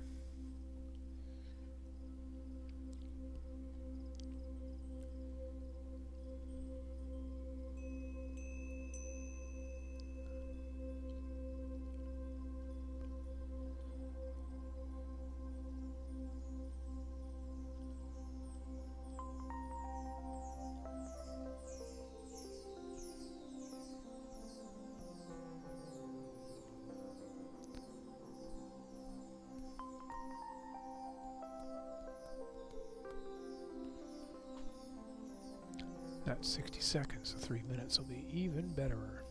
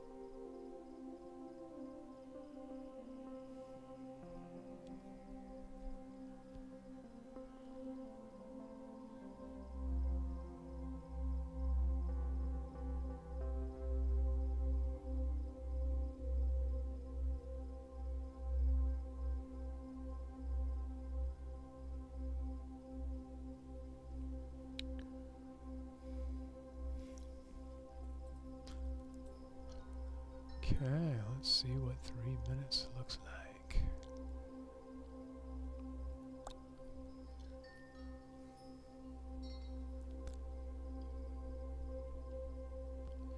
Oh, I know this is going to be too much.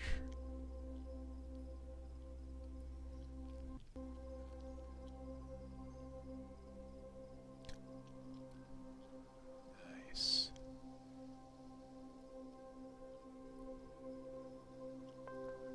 It's a little over. This back. Come on.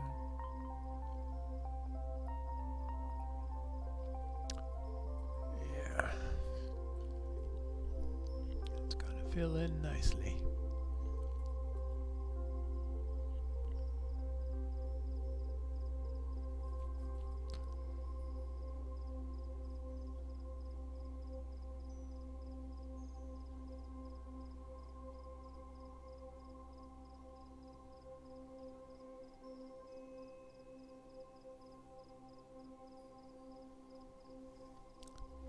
Super object.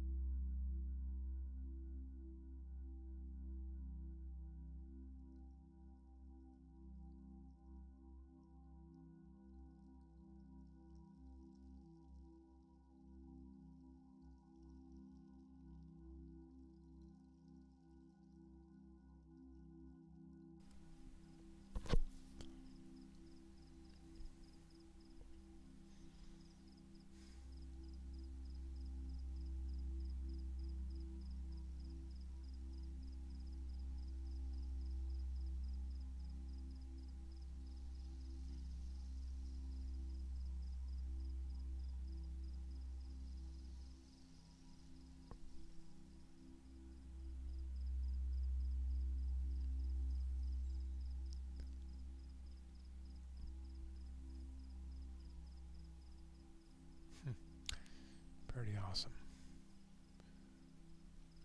These nebulae do not pop like this without this filter. Basically, they're just completely drowned out by stars. This filter really knocks the stars back and lets the filter the nebula stand out. So, very cool. And this, you know, more than 50% moon too. So it blocks out the moonlight as well, which is itself just full spectrum sunlight being reflected.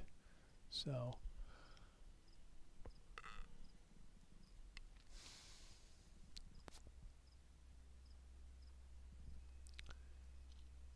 very nice.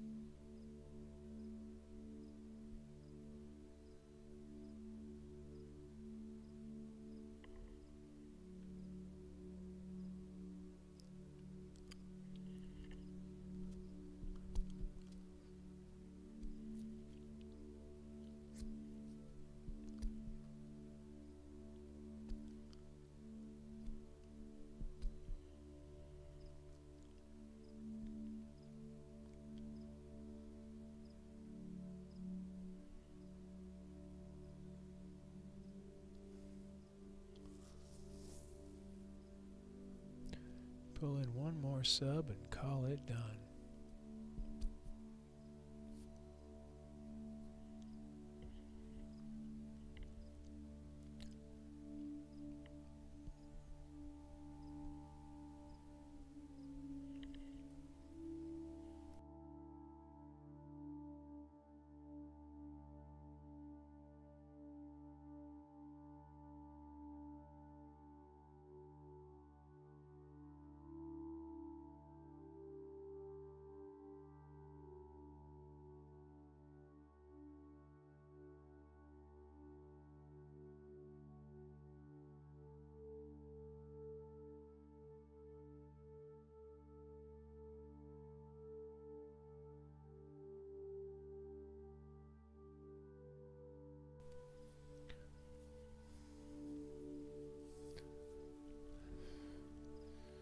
Hit one more sub and calling it done.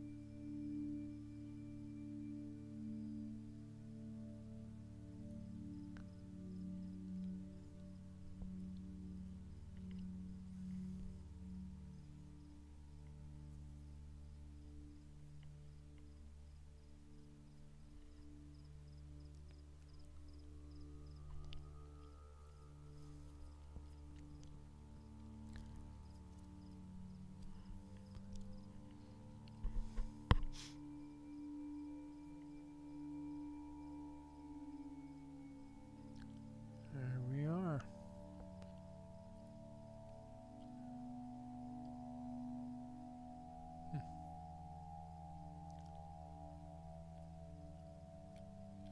Very cool. That is about it.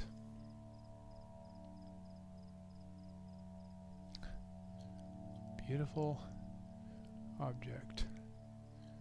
Wispy, cloudy, colorful. Just beautiful. No doubt about it. But that's going to be my last object for the night, so thanks for watching. Hope you enjoyed, and I will see you guys next time. Thanks for stopping by. Good night.